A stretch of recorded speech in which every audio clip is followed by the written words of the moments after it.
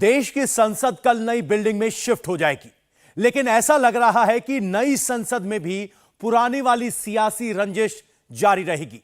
इसकी झलक आज पुरानी संसद में हुई आखिरी कार्रवाई में दिखाई दी। प्रधानमंत्री मोदी ने आज विपक्ष को नसीहत दी कि कम से कम आज रोना धोना नहीं होना चाहिए। आज का दिन पुरानी संसद को विदाई देने का दिन है, लेकिन मोदी की नसीहत विपक्ष को रास नहीं आई। कांग्रेस अध्यक्ष मल्लिकार्जुन खड़गे तो आज राज्यसभा में शिकायतों का पिटारा खोलकर बैठ गए। सबसे खास बात यह कि आज लोकसभा में सोनिया गांधी भी एक्टिव दिखाई दी। वो अधीर रंजन चौधरी को लगातार बोलने के लिए प्रॉम्प्ट कर रही थी। आखिर में आज पुरानी संसद में क्या हुआ, कल से नई संसद में क्या होगा, उस पर देखिए हमारी स्पेशल रिपोर्ट। नई संसद में दिखेगी पुरानी लड़ाई और पैसे भी मेरे देश के लोगों को। बहुत सारे चैलेंजेस है। पीएम मोदी की नसीहत काम नहीं आई। रोने धोने के लिए बहुत समय होता है, करते रहिए। जीवन में कुछ पल ऐसे भी होते हैं जो उमंग से भर देते हैं। देश की कामयाबी भी नेताओं को एक न कर पाई। G2 ठीक है, G2 क्या G20 सर? नहीं, क्योंकि वो जीरो में कमल का फूल ही दिखता था। अब देखिए साहब, कल से देश की संसद बदल जाएगी। जिस संसद में आजाद भारत का पहला अधिवेशन हुआ, जिस संसद में देश के पहले प्रधानमंत्री पंडित जवाहरलाल नेहरू ने अपना ट्रिस्ट विद डेस्टिनी भाषण दिया, 75 साल तक जो संसद देश के इतिहास की गवाह बनी, जिस संसद में देश की दिशा बदलने वाले कानून पास हुए। पंचायती राज कानून इसी संसद ने लागू किया। आर्टिकल 370 खत्म करने का फैसला इसी सदन में हुआ। One rank one pension, one nation one tax यानी जीएसटी को भी इसी संसद में मंजूरी दी गई। गरीबों के लिए 10% आरक्षण पास करने का फैसला भी यही हुआ। इस संसद भवन पर 13 दिसंबर 2001 को आतंकी हमला हुआ। यानी कई ऐतिहासिक घटनाओं की साक्षी रही इस संसद में आखिरी बार आज कार्रवाई हो रही थी। ये एक ऐतिहासिक पल था। देश की सबसे बड़ी पंचायत रही इस इमारत को आखिरी विदाई देने की घड़ी थी। यही वजह है कि सदन की कार्यवाही शुरू होने से पहले ही प्रधानमंत्री मोदी ने पक्ष और विपक्ष के नेताओं से अपील की कि राजनीति करने का, एक दूसरे पर हमले करने का, रोने धोने का तो आगे भी वक्त मिलेगा, लेकिन कम से कम आज के इस ऐतिहासिक पल को जोश और उमंग के साथ विदाई दी जाए। ये सही है कि सत्र छोटा है,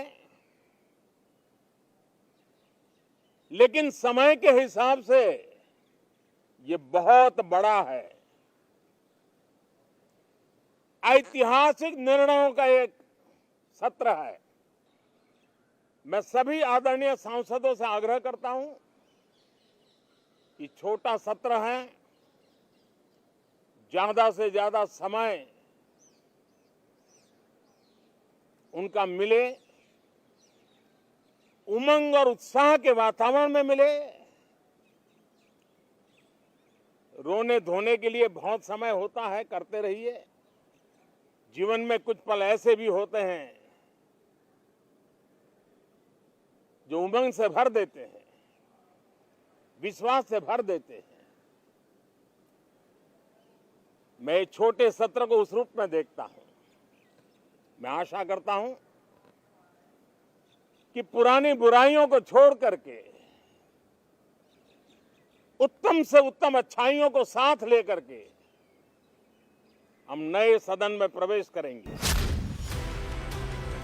प्रधानमंत्री मोदी ने कम से कम आज रोना धोना बंद करने की नसीहत सुबह करीब 10:30 बजे दी, लेकिन हैरानी की बात यह है कि उनकी नसीहत का असर 1.5 घंटे तक भी नहीं रहा। पुरानी संसद की विदाई जैसे भावुक क्षण में भी कांग्रेस राजनीति करने से बाज नहीं आई। सबसे हैरानी की बात यह है कि आज भी सियासत करने का काम किया कांग्रेस के अध्यक्ष मल्लिकार्जुन खड़गे ने, वो भी उच्च सदन कही जाने वाली राज्यसभा में। और जानते हैं राजनीति करने के लिए उन्होंने मुद्दा क्या चुना? खड़गे का मुद्दा था वो G20 समिट, जिसके सफल आयोजन के लिए देश से लेकर विदेश तक भारत की तारीफ हो रही है। देश की इस उपलब्धि पर भी मल्लिकार्जुन खड़गे इतने नाराज दिखे कि वो G20 को G20 कहने को राजी नहीं थे। यही वजह है कि राज्यसभा के सभापति जगदीप धनखड़ को भी कहना पड़ा कि खड़गे साहब आज बहुत गुस्से में दिख रहे हैं। G2 ठीक है, G2 क्या G20 सर नहीं, क्योंकि वो जीरो में कमल का फूल ही दिखता था। अब देखिए साहब, वो आप देखिए, वेरी गुड, हाँ आप देखिए, वो कभी भी एडवर्टाइजमेंट जी आपका स्तरीय नहीं है, आपका स्तर नहीं है, आपका स्तर नहीं है। एक तो मेहरबानी करके G20 की मजाक मत उड़ाइए। G20 बहुत अरे मजाक नहीं भाई सर, मैं ईमानदारी के साथ कहता हूँ, देश की जब बात आती है उसमें हम सब लोग एक है, उसमें कोई फर्क नहीं। लेकिन तुम बार बार वो गुत्ता मत लो, तुम भी पैट्रियट हो। पैट्रियट हमारे लोग हैं, जान हमारे लोग दिए, मर गए हमारे लोग, मजा आप उठा रहे हो और हमको सिखाते हो। कह के आज आप बहुत एजिटेटेड हो। मैं खत्म करता हूँ। नहीं, आज आप बहुत एजिटेटेड हो। हाँ? आप बहुत गुस्से में हो आज। नहीं ना ना ना, हमारी वतन परस्ती के अनगिनत तारीखें हैं, हमारी वतन परस्ती के अनगिनत तारीखें हैं, बेशुमार खिस्सा है। हो भी क्यों ना वतन से मोहब्बत, हो भी क्यों ना वतन से मोहब्बत, ये तो हमारे ईमान की हिस्सा है। अब आप ही बताइए, मल्लिकार्जुन खड़गे G20 के जीरो में जिस कमल के फूल को बीजेपी का चुनाव चिन्ह बताकर उसे G20 की बजाय G2 कह रहे हैं, वो कमल का फूल बीजेपी का चुनाव चिन्ह नहीं बल्कि भारत का राष्ट्रीय फूल है। लेकिन फिर भी खड़गे को G20 के लोगों में लोटस में बीजेपी का चुनाव चिन्ह दिखता है, जबकि हकीकत यह है कि कमल को नेशनल फ्लावर 1950 में घोषित किया गया। तब देश में बीजेपी की नहीं बल्कि पंडित नेहरू की सरकार थी, लेकिन नेहरू की देन को खड़गे बीजेपी से जोड़ने लगे। खास बात यह है कि पुरानी संसद की कार्यवाही के आखिरी दिन आज प्रधानमंत्री मोदी ने देश के पहले प्रधानमंत्री पंडित जवाहरलाल नेहरू को बार बार याद किया। मोदी से कांग्रेस की हमेशा ये शिकायत रही कि वो नेहरू को याद नहीं करते, नेहरू के कामों को रिकॉग्नाइज नहीं करते। लेकिन आज मोदी ने एक नेता की तरह नहीं बल्कि स्टेट्समैन की तरह भाषण देकर कांग्रेस की यह शिकायत भी दूर कर दी। मोदी ने कई बार नेहरू का नाम लिया, उनके योगदान को सराहा।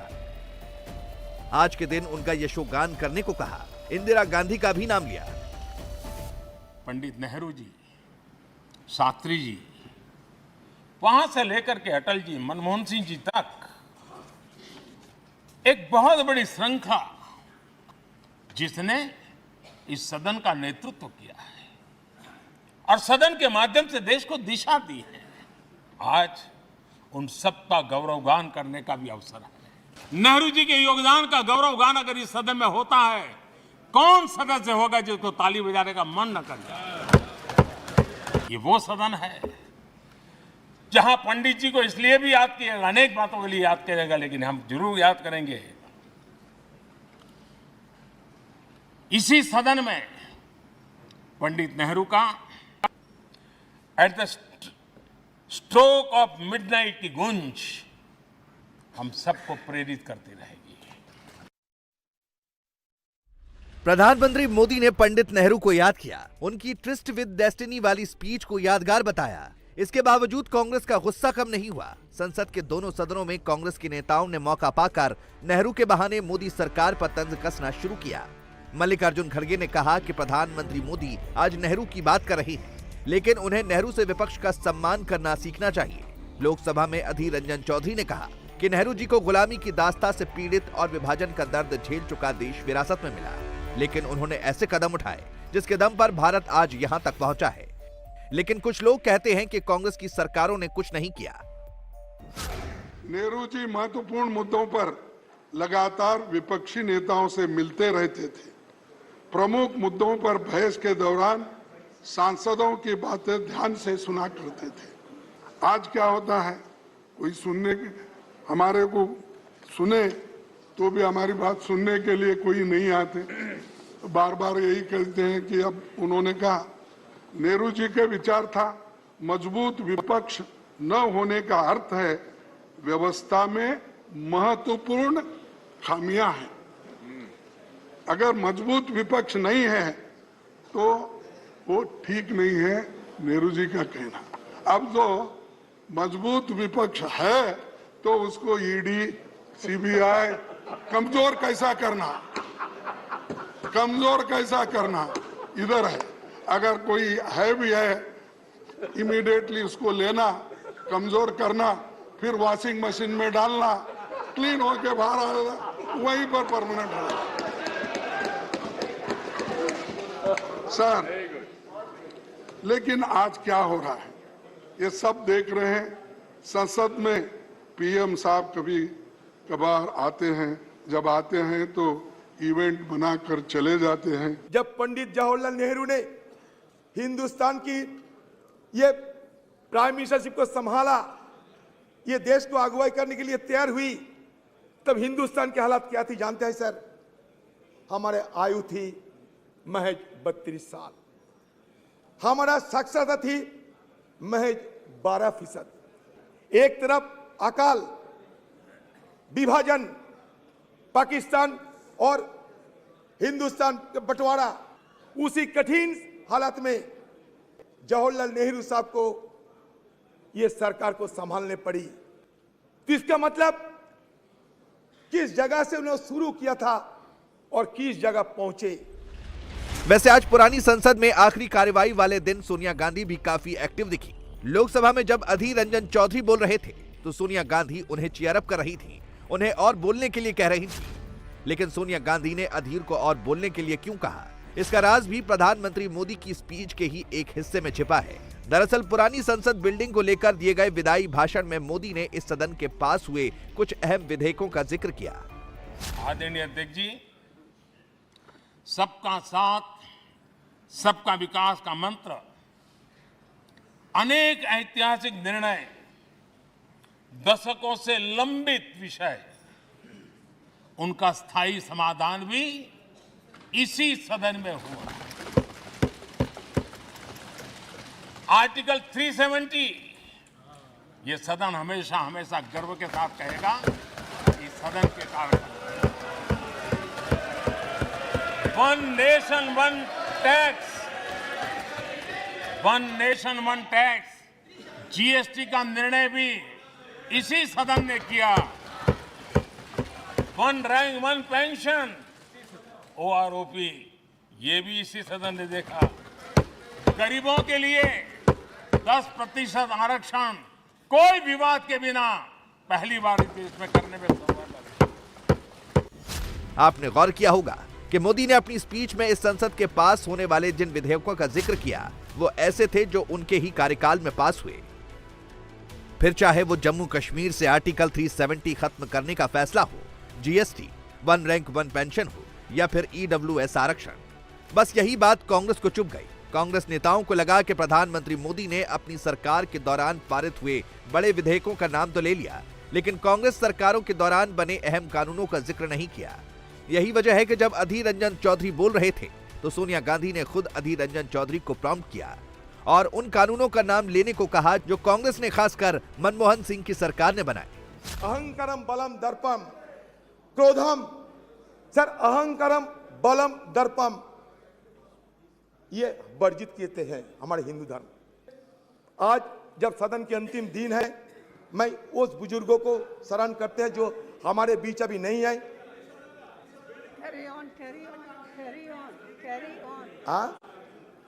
Sir, I am being tempted to refer the name of my leader, Madam Sonia Gandhi ji. Sir, Madam Sonia Gandhi ji, who took the initiative to pass the landmark legislation, Right to Information Act. History will remember. Yes. The Scheduled Tribe and other traditional forest dwellers, recognition of Forest Rights Act 2006, National Rural Employment Guarantee Act NREGA.